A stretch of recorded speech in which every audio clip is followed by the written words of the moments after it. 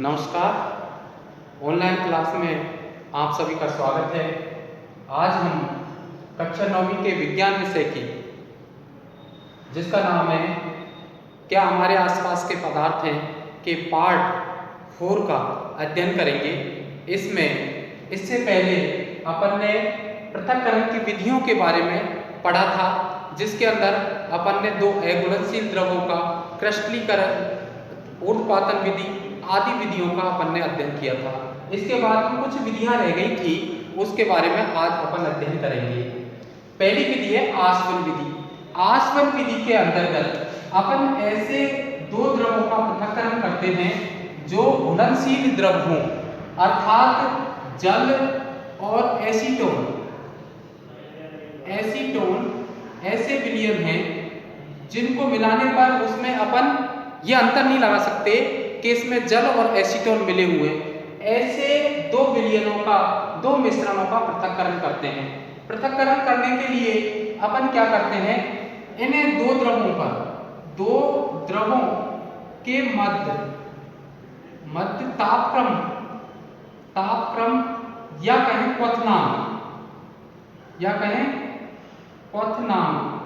क्वथनांक में 25 केल्विन तापक्रम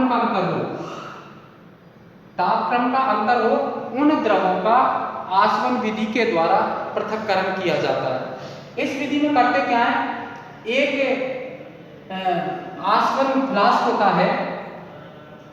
आसवन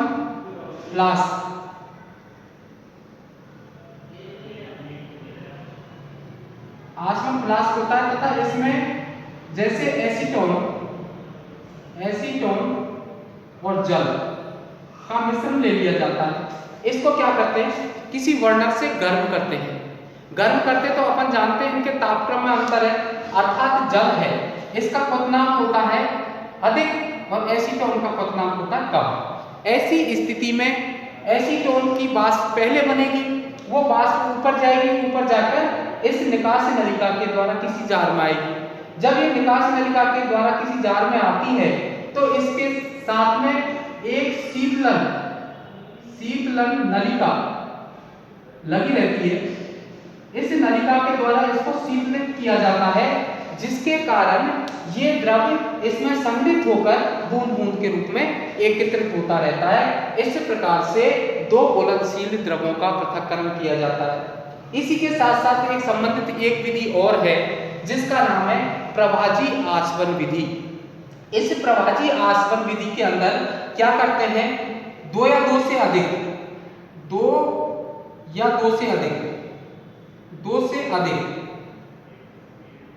मिश्रण जिनके तापक्रम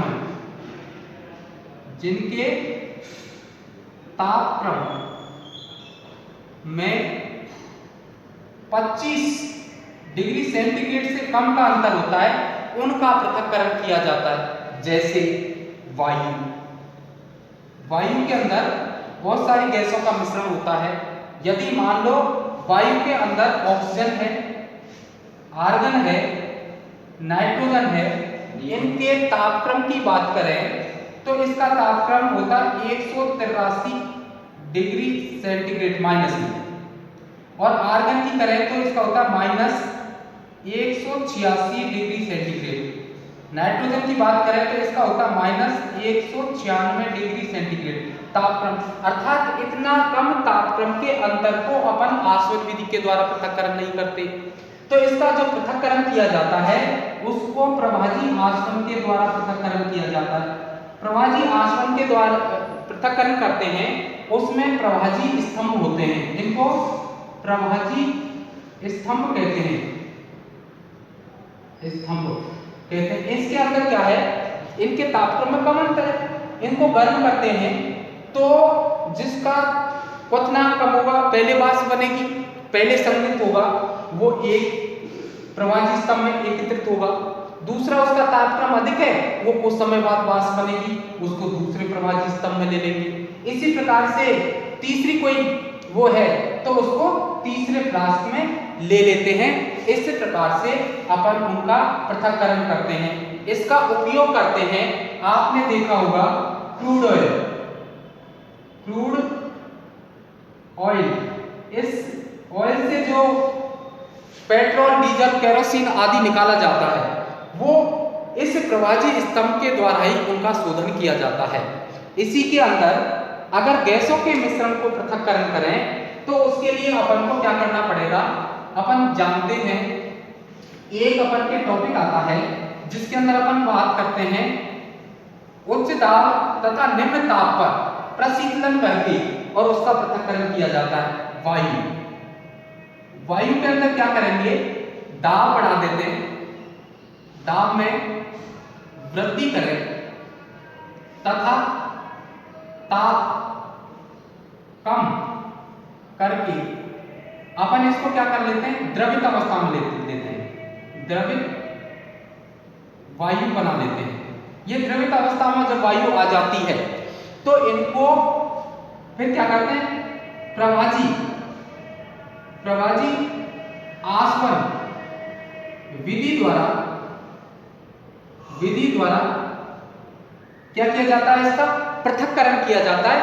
थोड़ा सा ताप बढ़ाते हैं, ताप बढ़ाने के बाद में एक गैस, उसके बाद में दूसरी गैस, तीसरी गैस अपने विभिन्न ऊंचाइयों पर फ्लास्क में एकत्रित होती रहती है। इस प्रकार से अपन वायु के गैसों के मिश्रण से भिन्न भिन्न अवयवों को पृथक्करण कर सकते हैं। यदि अपन इसके अंदर एक विधि और रह गई, उसकी भी अपन आज ही चर्चा कर लेते हैं। उस विधि का नाम है क्रिस्टलीकरण।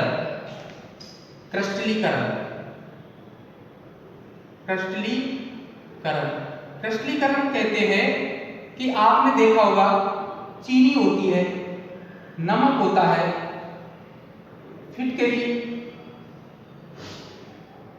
इनके क्रिस्टल प्राप्त होते हैं तो अपन इनको क्या करते हैं, इनका जल में घोलकर क्रिस्टल बना लेते हैं और उनको गर्म करने के बाद सांद्र मिश्रण बना लेते हैं। अर्थात अपन कोई मिश्रण है और उस मिश्रण को क्रिस्टलीकरण वाला मिश्रण है और उसको अपन क्या करेंगे, कॉपर सल्फेट का मिश्रण है, मान लो कॉपर सल्फेट।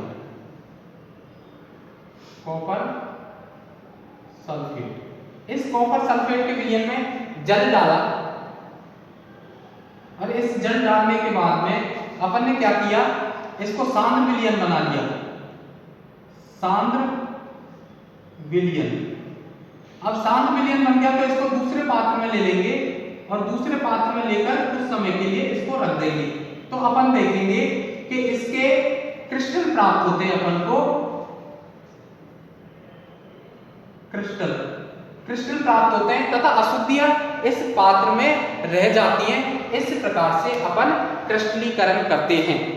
ऐसे ही अपन और बात करें, इसके पाठ का एक अंतिम बिंदु है जिसका नाम है भौतिक एवं रासायनिक परिवर्तन।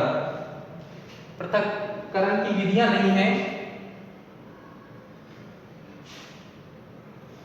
भौतिक एवं रासायनिक परिवर्तन। अपन इसके तुलनात्मक अंतर करें, भौतिक परिवर्तन और दूसरा है रासायनिक परिवर्तन। देखिए, भौतिक परिवर्तन का तात्पर्य है कोई कागज है और उस कागज को अपन फोल्ड कर दें, फोल्ड करने के बाद में अपन उसको पूर्ववत स्थिति में प्राप्त कर सकते हैं। ये कोई कागज था, इस कागज को अपन फोल्ड कर लें और फोल्ड करने के बाद में इसको खोलें तो इसके रासायनिक गुणधर्मों में कोई परिवर्तन नहीं हुआ। यदि इस कागज को मैंने ऐसे भी इसको कर दिया तो भी इसके रासायनिक गुणधर्मों में कोई परिवर्तन नहीं हुआ।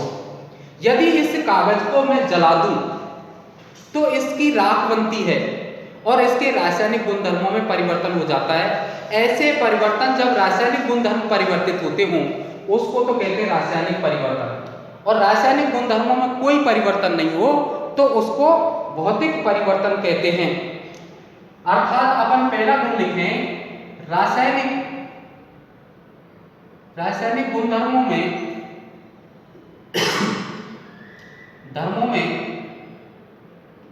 कोई परिवर्तन नहीं हो तो भौतिक परिवर्तन कहलाता है।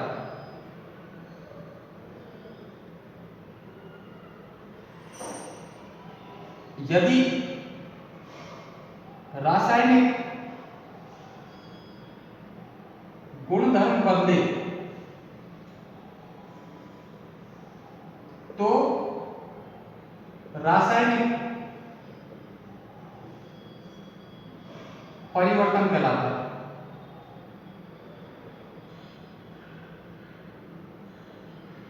जैसे अपन के एक कोई क्रिस्टल है जिसका नाम है CaO, कैल्शियम ऑक्साइड। इसके अपन ने छोटे छोटे टुकड़े कर लिए, छोटे छोटे खंडों में बदल लिए, लेकिन रासायनिक गुणधर्मों में कोई परिवर्तन नहीं हुआ, तो ये क्या होगा? भौतिक परिवर्तन है। यदि इसको टुकड़े करने के बाद में भी कोई परिवर्तन नहीं हो, यदि इसको और भी छोटे टुकड़े कर दें, पीस दिए जाए, छोटे छोटे खंड बना लिए जाएं, तो भी क्या है, पीसने के बाद में भी ये कैल्शियम ऑक्साइड ही रहेगा। यदि अपन इसको कैल्शियम ऑक्साइड को जल में घोल दिया जाए तो इसके गुणधर्म बदल जाते हैं। CaOH का H+ प्राप्त होता है, कैल्शियम हाइड्रोक्साइड प्राप्त होता है। इसको कहते हैं बिना बुझा चूना। बिना बुझा चूना, ये बुझा चूना है। अब अपन के समझ में आ गया एक अंतर, तो यदि उसके रासायनिक गुणधर्म कोई परिवर्तन, उसको पीटने पर, कूटने पर, पीसने पर कोई भी परिवर्तन नहीं हो, तो उसको तो कहेंगे भौतिक परिवर्तन।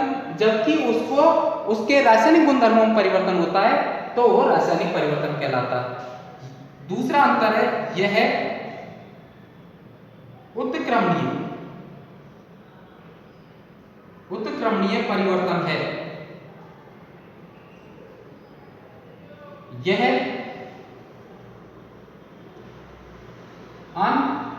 अनुत्क्रमणीय परिवर्तन है। जैसे जल है, जल का सूत्र होता है H2। यदि इसको ठंडा किया जाए तो बर्फ बनती है, और बर्फ का सूत्र क्या होता है? वही H2 होता है। यदि इसको गर्म करें, वाष्प बनती है, और वाष्प का भी सूत्र क्या, जल वाष्प का, वो भी H2O है। जबकि इसके अंदर यदि नाइट्रोजन प्लस हाइड्रोजन को मिलाया जाए तो अमोनिया बनती है। तो इसके रासायनिक गुणधर्मों में परिवर्तन हो गया, एक दिशा में होने वाली अभिक्रिया है। आज इस प्रकार से हमने हमारे आसपास के पदार्थ शुद्ध हैं में अपन ने पृथक्करण की विधियां तथा भौतिक एवं रासायनिक परिवर्तन, सांद्रता आदि बिंदुओं को पढ़ा। नेक्स्ट वीडियो में अपन अन्य पाठ को चालू करेंगे। इस पाठ में इतना ही था। आपसे मेरी गुजारिश है कि आप सब्सक्राइब करें तथा लाइक भी करते रहें। धन्यवाद।